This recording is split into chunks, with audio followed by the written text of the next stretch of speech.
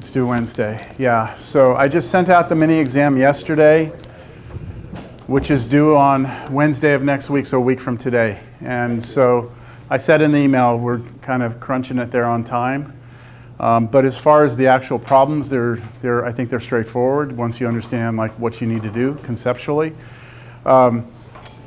I feel a little stressed out right now because of the material that we still have to cover and just the density of it. And I think I alluded to this last class that, you know, this is when we don't want to just chill out, you know. So I'm going to try and get through this section today, 12.2, finish it up.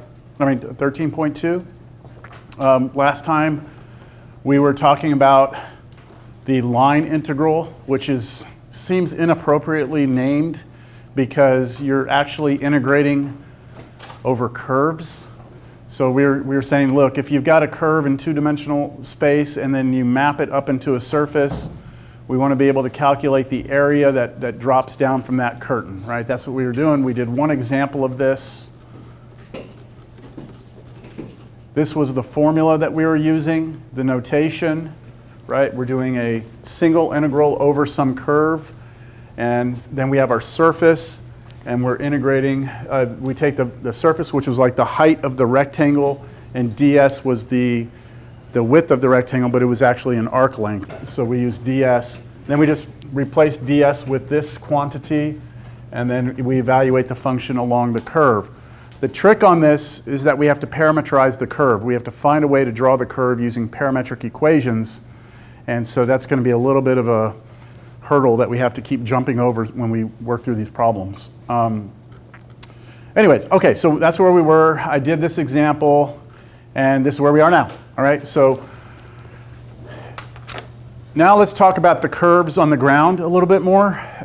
If we have our curve that's on the ground, if it is a finite a union of a finite number of smooth curves, so in other words, instead of having just part of a circle, let's say we have part of a circle followed by a line segment followed by some part of a parabola. So you've got like three curves that make up one big curve.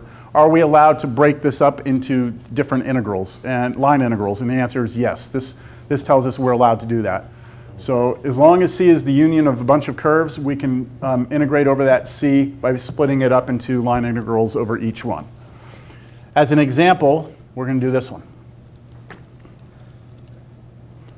All right, so we're going to find the line integral, right? Find the line integral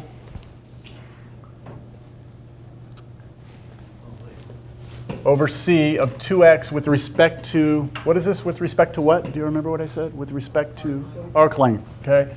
So we're integrating the line integral over the curve of 2x with respect to arc length, where C1 is a parabola y equals x squared from 0, 0 to 1, 1, and then C2 is the line segment from 1, 1 to 1, 2. So I'm going to start by trying to draw what the curve looks like over here.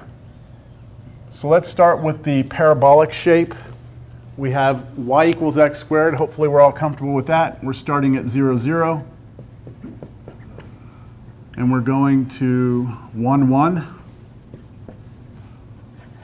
All right. Let's call that C1. Well, we're calling it C1, right? And then we're going to follow that with another curve that's going to go from 1, 1 straight up to 1, 2. So this is 1, 2. This is 1, 1. That's our C2 curve. So according to what I just put on the board, if we want to do the line integral over C of 2x with respect to arc length, we can split it up into the line integral over C1 of 2x with respect to arc length plus the integral over C2 of 2x with respect to arc length. Yes? So in this, the 2x, what is the 2x? It's the surface. It's the surface up top, which is a pretty boring surface, 2x, but it is the surface up top. I was going over in the book and I was trying to, Yeah. I couldn't remember that. We have, basically it's a plane. Okay, so here are the two curves on the ground, right? Here are the two curves. Here's 2x, the plane, and we're basically trying to find the curtain that drops down like that, and we're trying to find its area. All right, so I just said a second ago that the trouble that we're going to run into repeatedly is that we have to rewrite the C1 and C2 in some sort of parametric form. That means we need the x to be a function of t and the y to be a function of t. So let's start with C1 over here. C1 comes from the graph y equals x squared, right? That's where it comes from. And the question is, can I rewrite this in parametric form? So we have to go back to chapter 10, which was a long time ago, and remember how I showed you on the calculator, no? How to do parametric or no? I don't think I did. I think in Cal 2 I did for sure. But so what I'm going to do, let me do it, and then hopefully it won't be too hard to follow. Anytime you have your traditional y as a function of x, then the parametric equations can be written like this. X of t is just going to be t itself, and then y of t will always just be this function replacing the x with t, so t squared. So if I let my x coordinate be t and my y coordinate be t squared, then that would be the same as this graph, right? Because this graph right here, if you were to look at it as an ordered pair, the x coordinate would be x and the y coordinate would be x squared, wouldn't it? So x and x squared, all I'm doing is I'm changing the parameter from x to t so that everything's a function of t. So the x is a t and then the y is a t squared. Yeah? No? Yes? Yes? No? What's the restriction on t though? If I'm only going to draw it from here to here? 0 to 1, right? Because when you plug in 0, you get 0, 0. When you plug in 1, you get 1, 1. So we need the restriction there. Yes? So it's just that your x becomes t, so it's x equals t, and then your y is the function of x with t replaced. Okay. Exactly. Got it. Yep. Everyone got that? Now, what if it was x is a function of y? We do it backwards. We'd replace y with t, and then the x would be the function of y with replacing your x's with t's, or y's with t's. I was just going to ask if this was only for C1, but clearly it says that. Yeah, it's just C1 right now that we're talking about. Okay, we got this? Now I want to go back up to the notes. What do we need to do a line integral? We need to be able to look at the surface f, right, this function. We need to replace the x coordinate, or the x in our function with the x of t function. We need to replace any y's with the y function. And then we need to multiply that times the square root of the derivatives of those two things squared and added together. So I need to be able to take the derivative of both of these and then square them and put them into that formula. Got it? So while I'm here, I'm going to go ahead and differentiate right now because I know I'm going to need it in the formula. I need some more space here. Let me move this. So this was our restriction on t. T was between 0 and 1. And now let's get some derivatives. The derivative of x with respect to t would be 1, right? And the derivative of y with respect to t would be 2t. Okay, I'm done with C1. I've got all the information I need for C1. I find a parameterization of the curve. I've differentiated. I found bounds on the t. So I will now not continue with this. I'm now going to go look at C2. Let me see if I can figure out everything I need for C2. I just don't have enough space here. So C2. All right, C2 is a line segment. All right, now back when we were talking about vector functions in lines, when we were talking about lines with vector functions, how to draw a line. You all remember the couch potato formula, r plus that thing I told you about? Do you all remember how to come up with the vector equation of a line? R of t equals r naught plus tv, where r naught is your vector that represents where you start, right? And then v is the direction vector of the line, right? That's an old formula. And then in that section, way back when, I also showed you how you can create a line segment, not the whole line, but just a segment. And when I showed you that, I told you it's very important that you understand where your line segment starts and ends. And now I'm going to use that to create the vector equation of the line that creates that line segment. So if you don't remember, it's okay. Just try and see if you follow this. What I'm going to do is I'm going to create a vector function, r of t. My r naught, which is this starting vector, right, the starting point. Okay, my r naught, right, is the starting point here. I want to go from here to here, written as a vector. So 1, 1. Plus, okay, now what I need t, right, t. Now I need the direction vector of this line segment, or this line. So to create the direction vector, what you do, or v, is you create the vector that goes from the starting point to the ending point. So I need this vector that goes from here to there. That's v. And we know how to create vectors from 2 points, right? That minus that minus that. So what's my direction vector? 0, 1. Okay, now, continuing. I'm going to put these together. This is 1, 1 plus, let's distribute the t through here, 0t. And next, I just add these two together. So I should get the vector 1, 1 plus t. That is the vector equation of the line. Agreed?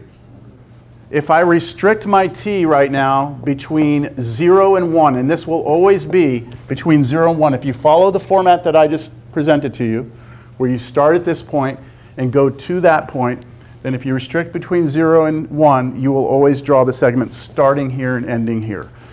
You can check it real quick. If t is 0, what do you get? 1, 1. If t is 1, what do you get?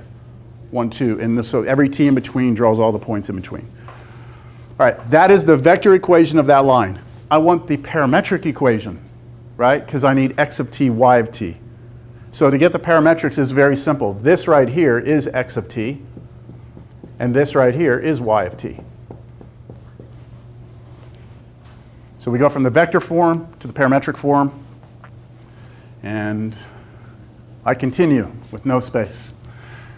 All right, so for C2, I think I'll put it right here. For C2, I have that x of t is 1, and y of t is 1 plus t. And of course, my t is between 0 and 1. Okay?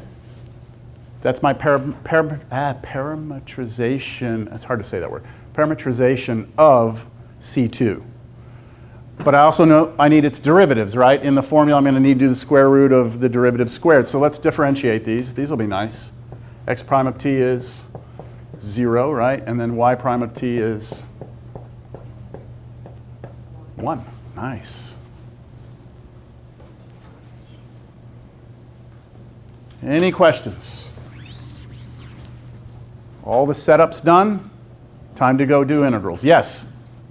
So on C1, when Yep. you set t equal to x, Uh-huh. is that always going to be the case? Since you're always If y, if you can solve this y as a function of x, then this is always t, and this is always that function with t replaced. if it's opposite, then y is always. Then this is t, and that's whatever the function is. We're actually going to do an example where it's the other way around here in just a second. All right, I'm going to go and now start cranking this out. I'm going to erase this, all right, because I need the space. You all have that, yes? I'm going to need your help, because I'm probably not going to remember all of it. All right, so continuing from this. This is equal to, let's do this integral right here. We're over C1, right? So over C1, what were my limits of integration? What was the restriction on t? 0 to 1. So you know it's the same for both in this problem, but let's be clear. I'm using limits on t there. Now 2 times x. 2 times x. X is the x parametric equation we had for C1, which was t, wasn't it? Right? T times now the square root of, all right, now what I need, I don't have the formula up here. Do you need the formula? Y'all are okay? I'm doing this right here. It's it's derivative of x with respect to t squared plus derivative of y with respect to t squared dt, and then over here integral, and then out here was f evaluated at the parametric. So I'm doing this part right now. So what was the derivative of x with respect to t? It was 1, so 1 squared, that's just 1, plus now derivative of y with respect to t should be 2t, right? 2t, but then squared. So 2t, then squared. That's this part right here on C1. Any questions? dt. All right, that's the first integral, right? That's this one.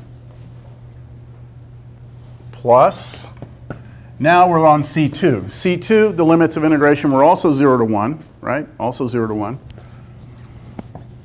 2 times x. Now, x is different now, isn't it? What is x for us here? It's just 1, which is nice, right? 2 times 1. And then square root of, and then the derivatives were even better, weren't they? Like the dx dt was 0, wasn't it? Yeah. 0 squared, and then derivative of y with respect to t was 1, so that's just 1 squared dt. This actually cleans up pretty good. This right here is just 1 plus 4t squared underneath the root, right, like that, and then 2t out front. And could you do this integral? U sub, right? There's your u. Derivative of that is 8t. You're off by a constant. So this will go with u sub, okay? This will go with u sub. And you'll get some numerical answer here. And then this right here, well, that's just a 1. So you're just integrating a constant here, right? This whole thing is just 2, right? So you're just integrating 2 with respect to t. So that's antiderivative here is 2t. And then evaluate the 2 endpoints. You should think it comes out to be 2. Okay? I'm not going to go through those integrals. All right, you get your answers, you add them up, that's your final answer. That's the area of the curtain. Hell yeah. We good? Yes? Where do we get t is 1 on C2? Go look at C2. Remember the parametric for C2. When we defined C2, x of t was 1. Right? Because we always have this constant, right? Our x coordinate is always constant here. All right, next idea. Let me erase this. Do y'all get the sense I'm rushing? You feel it, right? I feel it. I mean, it's like I feel like we're rushing. I'm trying not to. So if I get to a point where you're like, slow down, you just got to let me know, okay? You can see the urgency. Okay. All right. Keep it up. All right, now,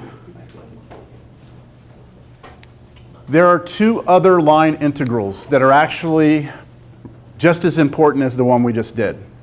And they have a slightly different geometric meaning, but it's hard to see right now why these are going to be so important to us. You have to let me progress through this chapter before you see why these 2 are so important.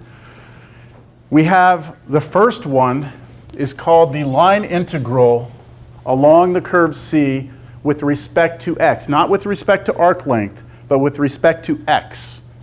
And look at the difference in the formula. Instead of having the function evaluated at the parametric curves and then square root of all that, right?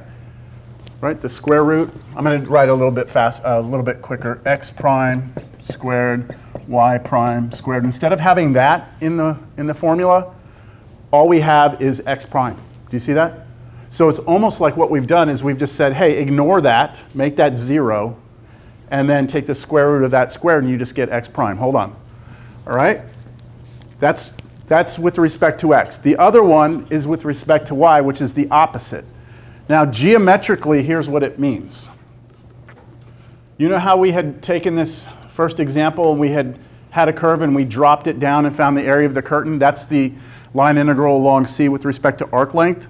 If you do it with respect to x and y, respectively, then what you're doing is this.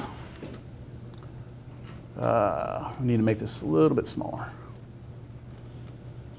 Okay, so what you're doing is this. If I do it with respect to x, I'm basically taking that curve and I'm projecting it onto the xz plane. So I'm letting basically the y part of it be, like all the y's just get mapped over to 0. So you could almost look at it like I'm shining a flashlight like this, and it's casting a shadow over here on the xz plane, and I'm dropping the curtain there instead. And when I drop the curtain there, I get that area. Do y'all see that that's the green curtain projecting a shadow onto the xz plane. That's the line integral along C with respect to x. And then with respect to y, what do you think? Shadow the other way on the yz plane. We're finding the black curtain, that's what. Yeah, so the line integral with respect to x would be the area of that curtain. With respect to y, it would be the area of that curtain with the shadow cast on the other plane, which are generally, they're going to be different answers, right? Yeah. So just real fast, what is the utility of that? I just said, it's not going to be obvious why those are important. Okay. So let me progress through this and you'll see why they don't seem like those would be useful. Yeah. But they turn out to be exactly how we can find things like the work done over a vector field and things like that. We need these projections. So, all right. So now, after we have that definition, right? Those two new definitions, we have some notation. This is just notation, that's all this is. If you ever have a line, let me make this bigger again. If you ever have a line integral over some curve C of, this is a surface. We've been using f of xy, but now I'm using p of xy, all right? dx, that's with respect to x, right? Plus line integral over the same curve of q of xy, so a different surface with respect to y. Those two integrals, you can write it with a single integral symbol and just put these two things next to each other like this. It's purely notation. This means this, or this means this, right? Just a convention, that's the notation we will use. With that notation, let's do this problem. Find the line integral over this curve C of sine x dx plus cosine y dy, where C is the top half of the circle x squared plus y squared equals 1, from 1, 0 to negative 1, 0, and along with that, the line segment from negative 1, 0 to negative 2, 3.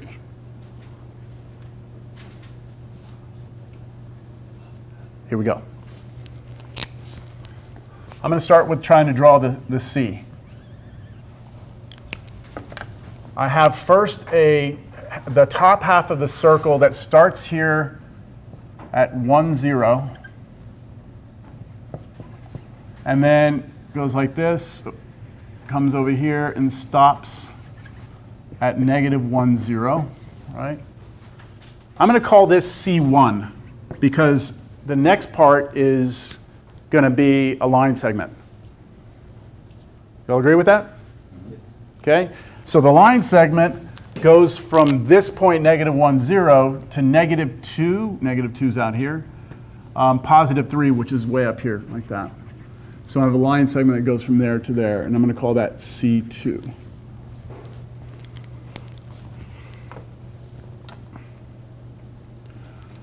So what this is really asking us to do, like if you want to think about it geometrically, is go along this curve together, C1 and C2, all right? And look at the surface sine x above it, cast its shadow onto the xz plane and find that area, and then look at a different surface, cosine of y, and go along that curve and cast its shadow along the yz plane. That's what we're doing.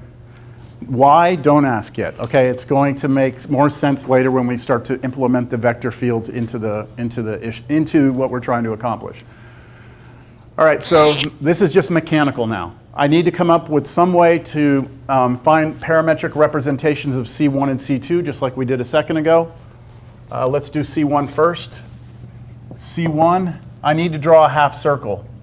And the half circle has a radius of 1. So whenever we draw circles with parametric, I use cosine and sine, right? So x of t will be cosine t. The y of t will be sine t. And I'm going to want my t to be between 0 and pi, because that will start me here, and then I'll start drawing the circle like that. And when I stop at pi, it'll drop that last point off. Are we comfortable yet with this whole idea?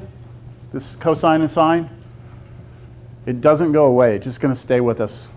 And I have a 1 in front of these. That's the radius, right? So if the radius was 2, I'd put a 2 in front. All right, now I'm going to need their derivatives, possibly both. I don't know, maybe just one. I'm going to just go ahead and take derivatives now. Negative sine t is derivative of x. Derivative of y is cosine t.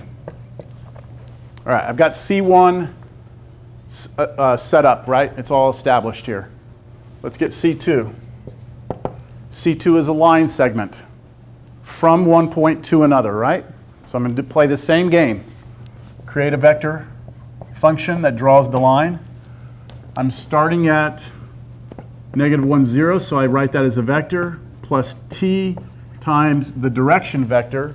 The direction vector goes from here to here. I forgot to put point.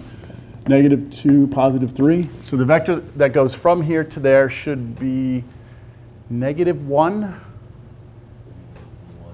3. -1, 3. Right? We're going from here to here, so I take -2, I subtract -1, that's -2 plus 1, gives me -1, and then 3, take away 0 is 3. Let's put them together so that I can come up with the parametrics. So when I put these together, it's -1 minus t, and then 3t. Right? I'm just doing that plus that with the t distributed. Boom.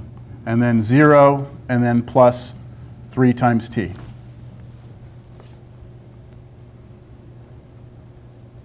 T goes between where and where? 0 and 1.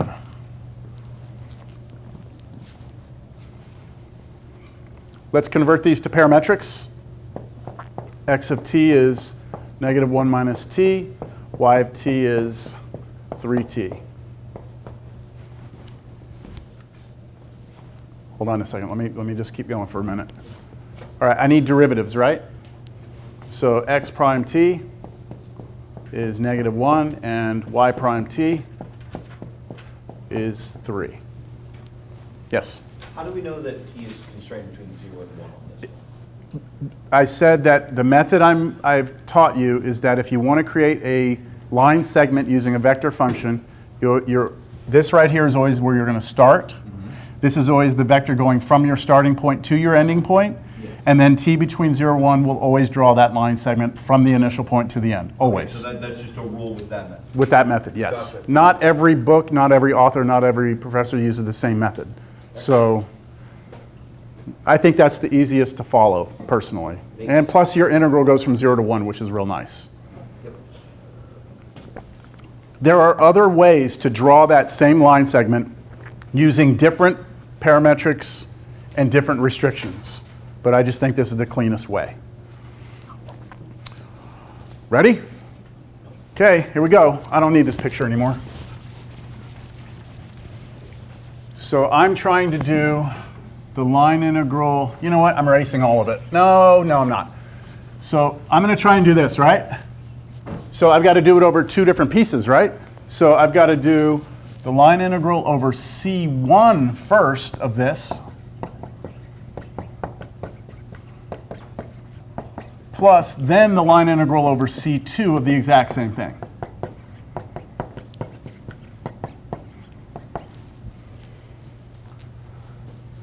Now this, I can split into 2 different integrals because that's the notation that I just showed you, that this notation really means just 2 separate integrals. Let's go over C1. So over C1, my integral is going to go from where to where? Careful, C1. 0 to pi, okay. And then I'm doing sine of x. Sine of x, but what's x for us? Cosine of t. So I'm going to do sine of cosine of t. Sine of cosine of t. That's sine x. And then what does the dx mean? This is the, yeah, it's x prime. That's all that is x prime. All right, that's just x prime, still on C1, right? X prime right there, which is negative sine of t. dt. Okay, that right there is this piece. Plus, I'm still on C1. I need to do that. Integral goes from 0 to pi. Okay, now cosine of y. So cosine of, well, what's y? We're on C1. Y is sine t. So cosine of sine t. All right, and not dx this time, dy. And dy is cosine t. dt. That's half of what we need to do, right? Plus, I'm going to just continue on the line below this. Plus, now we're on C2, right? We're on C2. So my limits of integration are now going to change. They're actually from 0 to 1. So integral from 0 to 1. Sine of x. Sine of, okay, what's x for us now because we're on C2? Negative 1 minus t. Negative 1 minus t. Okay, dx, which is negative 1 dt. That's, do I need to color code these? I don't think I do. This is that, right? This one is that one. Is this turning into a spaghetti factory here? Okay, plus integral from 0 to 1, right? Still on C2, but now cosine of y. Cosine, what's y when we're on C2? 3t.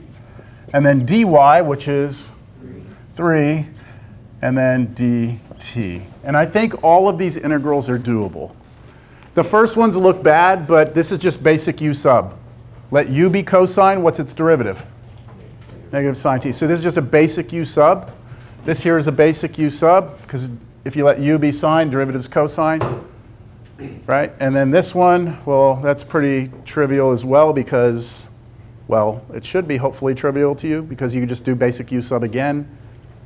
Right? If u is this, the derivative of that's negative 1. There it is right there. And so you're doing like antiderivative of sine. Same thing with this. Let u be 3t, derivative's right there. So do you all agree these are all doable? Yeah, I'm not going to do them. But whatever you get for each of those, add them all up. And that's the value of your line integral. We proceed.